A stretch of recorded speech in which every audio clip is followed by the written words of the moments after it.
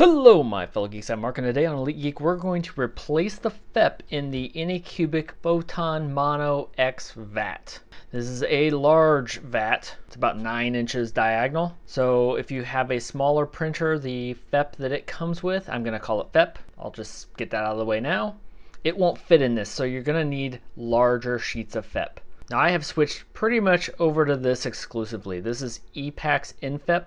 I also have some frozen NFEP on the way to try. I have not tried that yet, though I did just get a frozen Mighty 4K that's running in the other room, so we'll see how that compares. I'm not sure if that comes with FEP or NFEP. Anyway, besides that, this is about the Anycubic Mono-X, and so this is what we're going to install today. It's going to be very straightforward, very easy. Most of it is going to be identical to any of my other videos. You see I've got it set here on a microfiber disposable sheet. So we're just going to get to it, and I'm just going to talk through it and fast forward through the rest of it. I am wearing gloves because as much as I have cleaned this, there's no way I've gotten all the residue off of it. I wear glasses. I should probably wear safety glasses too, but I don't. I just wear my glasses. I have my bottle cap ready to go. I'm going to install this exactly the same way with my Gatorade cap. If you do need one of these, or if you're watching this video and you don't have a Gatorade cap, I will link where you can print a cap down below. Maybe I should print one of those to show what that looks like. But you can print out a cap if you need one, and hopefully you do that before you need to replace the FEP. Now, when we get to that point, I'm going to talk more about why we need this bottle cap, because I keep seeing a lot of people say they just screw it down as tight as it can go and it's working, and that's good. I'm glad it works for them, but it's not really the way it's designed to go. You're going to need a 2.5 millimeter Allen wrench, and probably on the inside we need a 2 millimeter. We'll confirm that when we get there. I use these hand tools. It's got a great grip. It's way more convenient than an Allen wrench, and I don't worry about the order that these come off on while I'm taking it apart. So we're just going to take them all out and go.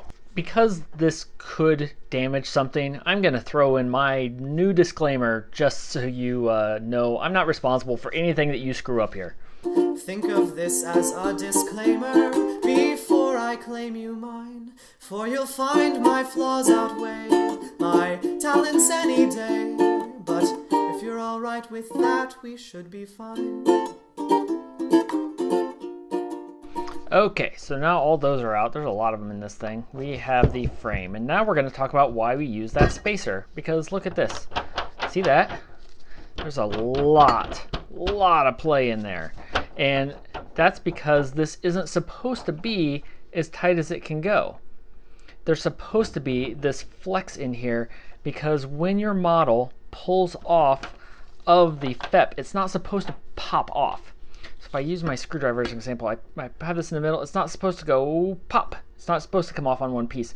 It's supposed to peel off. So what happens is this is flat, and then you have the flat surface here, and because of the flex and a little bit of give in it, it kind of peels from the sides, and then it peels away. They call it a peeling force. It's not supposed to pop off. That's when you're going to get more failures. It will work, and depending on what you're printing, it can work. If you don't have that flexibility in there, especially if you're printing things with smaller surfaces, but printing big things, it's going to be more of an issue because it's supposed to peel from the side to the center, or actually from, let's see, yeah, it's supposed to pull from the side because the center part will pull up as you're pulling the top of your printer off, and then these sides will flex and it will peel off from these sides. That's why that space goes in there. What we'll find here is now with this cap, if I set this down, you'll see it's about that far. So it could even be a hair bigger. With this, I might even make it a hair bigger. Hold on. There we go. So I had to figure out the spacing. So what I'm going to do is I'm actually going to make a new spacer for it that's closer to what we have here, because this single cap just isn't quite big enough for the Mono-X. Works great for the Mono and all of the 6-inch frames, but it's just not quite tall enough for a 10-inch frame. So I'm going to make a new spacer, and I'll make one around the corners and stuff, and so you can print that out, and this will get it closer with this additional height. Because now my frame is down all the way, but my cap is sitting there and it's taut. So now we have to take all the rest of these screws out. And like I mentioned, 2 millimeter Allen wrench for this, and I like these wrenches still. And I won't make you listen to my song again. Okay, there we go. There's that one. Take the top off. Make this nice and easy. It's kind of glued in there. To be clear, it's not actually glued in there. It's from the extra FEP that was, or sorry, it was from the extra resin that was in place. So now we'll take out the tube, take out our film. Now this does not come with any protective plastics on it. It just comes right here, ready to go. So you don't have to worry about peeling extras off of it, covers off of it. It's actually very, very large. It will work on larger size frames as well. Now what I want to do is make sure my bottle cap is right in the middle. Now I try and get this as centered as I can so the plastic is pretty well even all the way around. That way I don't get any weird pressure pulling it in different directions. Okay, I think we're pretty good there. It's always hard to tell when I'm doing videos and the camera's in the way. Now I'll just put this back in place, get it all even. Get it centered around, push it down, see if I have any weird wrinkles or anything. Oh, this screw here in the way is kind of causing it to be a little weird. No, that looks pretty good. We'll pull this out as we go. Next, I need a very sharp X-Acto knife. I'm going to just punch one hole in this first one. I can't really pull any pressure on it or anything yet. Need a hole there. I want it to be a very sharp tip. In fact, I cut my finger with it earlier. You can't see my band-aid on my finger. Just a tiny, tiny little tick. And I was bleeding. So I'm going to tighten this one down a little. So I'm just kind of making it finger tight. I'm not going to like pull it totally taut yet. Because now what I want to do is I'm starting from the middle.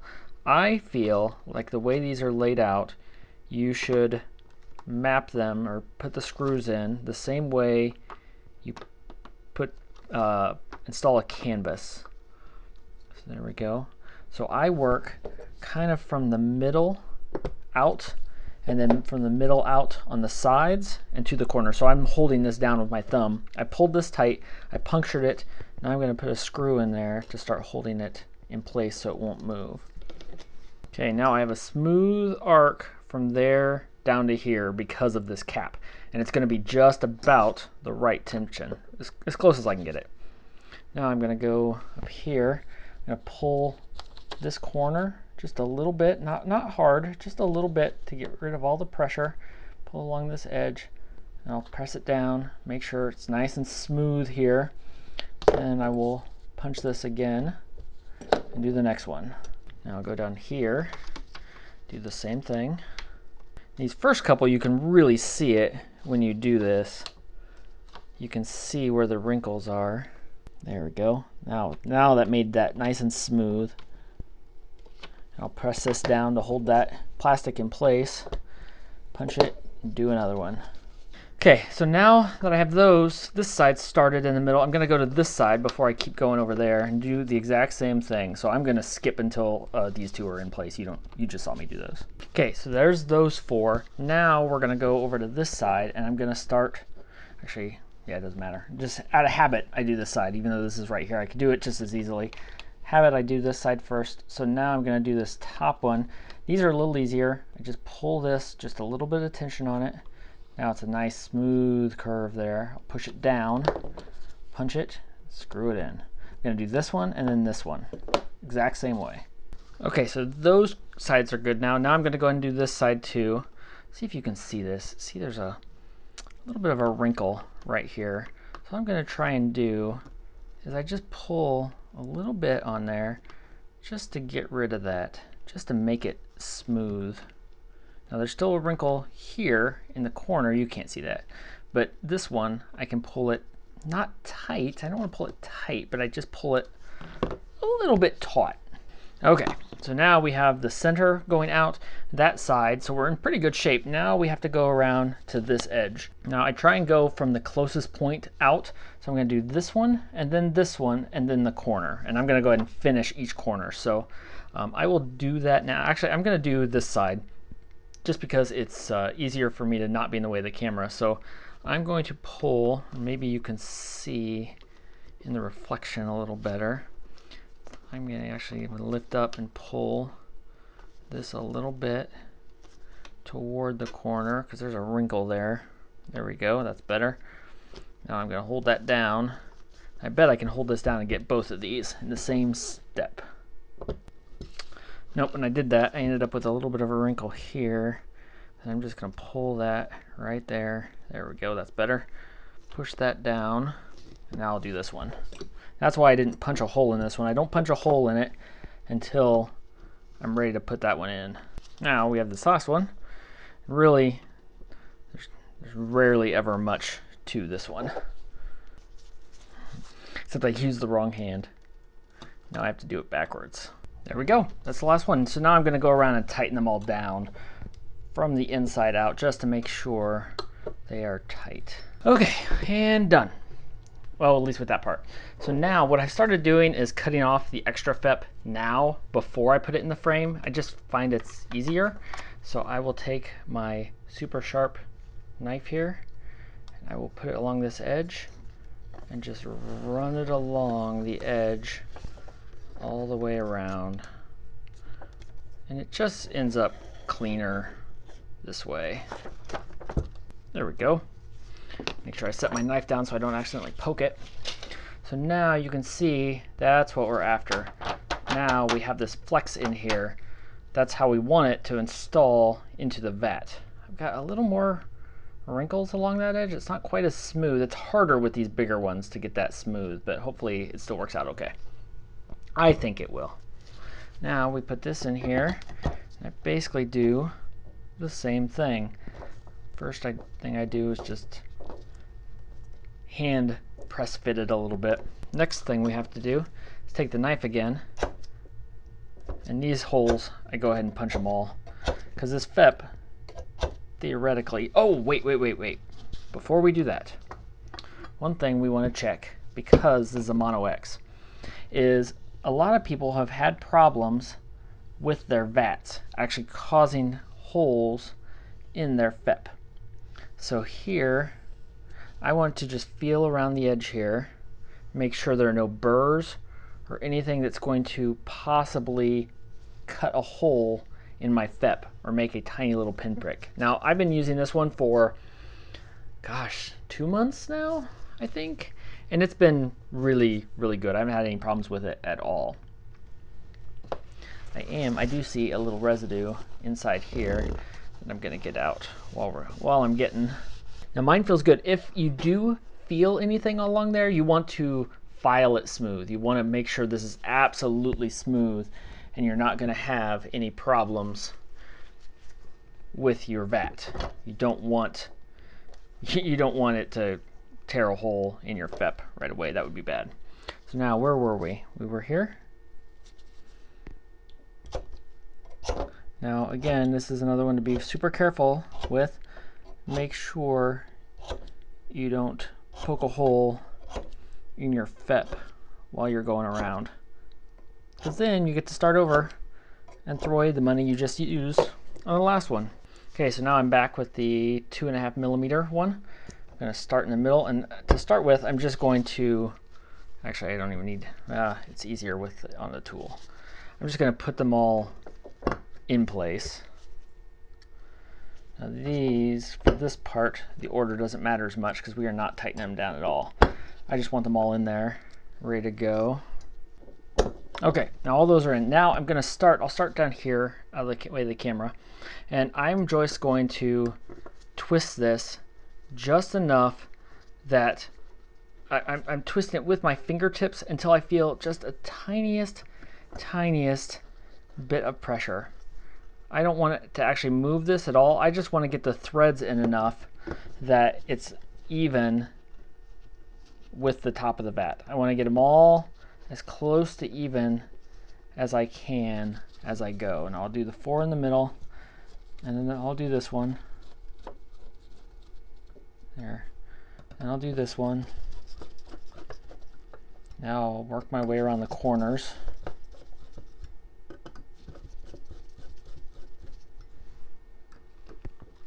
What you definitely don't want to do is tighten one down all the way and then move on to the next one. That would be a disaster. You would stretch the FEP, it would end up all weird. So they're just light pressure on all of them. Now what I'm going to find is when I go back here, oh, actually it's pretty good on this one. I can see this one's raised a little bit. So now I'll kind of feel, they're all raised a little bit. Now what I'll do is I'll take and try and make these equal length turns. So like 1, 2, 3, 4 is probably what I'm going to do here. 1, 2, 3. Nope, 3 is enough that I can feel it. So I will do 3 turns on each of these. Now after the first one, the rest of them are going to be a lot easier to start with.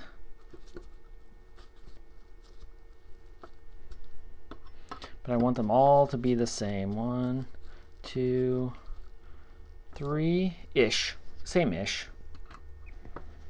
1, 2, 3. Ooh, see, and that one's starting to feel too tight, and I'm going to stop there.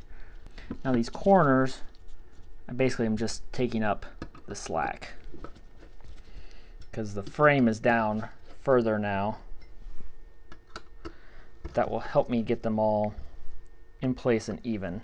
So right now, I'm just a little bit above the vat. This might be too much. I mean, maybe it doesn't matter that much, but this is what I've done, and I've been very, very successful. So this is what I'm going to keep doing. All right, so now the main thing is it's all very even. Now I'm just going to do it again. Now where I'm going to go with this one is I can feel the frame is pretty much even with the vat. That's what I'm going for here now. Okay, now the frame is pretty much even. Now I'm going to go around again. We'll see. I'll tell you what I end up doing. Yeah, so there I'm doing one 360-degree rotation with my wrench. Sorry, I hit the camera. Okay, so I'm just feeling around to make sure the frame is pretty even, and it is still. So now I'm just going to keep going. Now normally I wouldn't measure this, I would just do it by feel, but I can't explain feel to you as well. So that's why I'm using these specific 360-degree rotation. I don't have that like documented where I say this is how far I go on this turn. I just do it until it feels right. But to describe to you, in the end, that's what I'm doing. So I'm going around again with another 360-degree rotation on each one of these.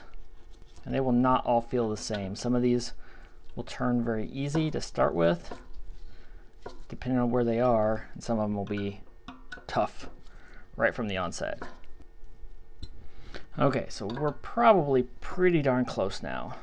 So one more 360-degree rotation with my screws is getting it tight. So I'm not going to tighten it and like wrench on it yet, but I'm going to screw each one of these down until it's tight.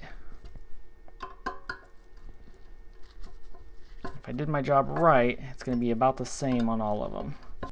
Okay, now let's go around one more time just to make sure they're all good. And done. It's almost done. Now we'll do a visual inspection here. Whew. I had a spot there, like, oh no, what'd I do? And it's just a piece of extra plastic.